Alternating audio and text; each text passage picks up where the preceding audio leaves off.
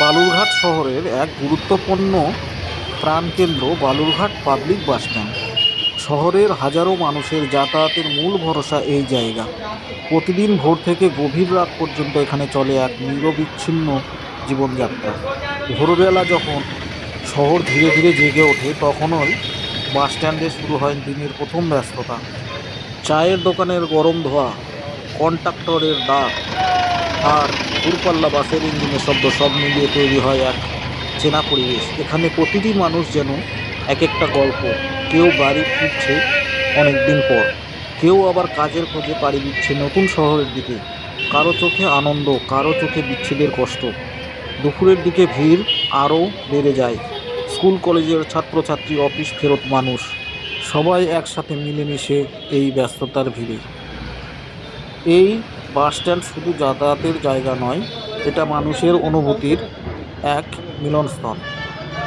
এখানেই হয় লাইটের আলো, মানুষের কোলাহল আর বাসের সারি পড়ে দেখা এক ব্যস্ত অথচ সন্ধ্যা নামলেই বাস তৈরি হয় যেন এক অন্য গভীর হলেও থামে না এই জায়গার গতি। কারণ কেউ না কেউ কখনোই নিজের গন্তব্য পথে রওনা দিচ্ছে। বালুরঘাট পাবলিক বাসস্ট্যান্ড এটা শুধু একটা ট্রান্সপোর্ট হাব নয়, এটা হাজারো মানুষের স্বপ্ন, আশা আর অনুভূতির মিলনস্থল।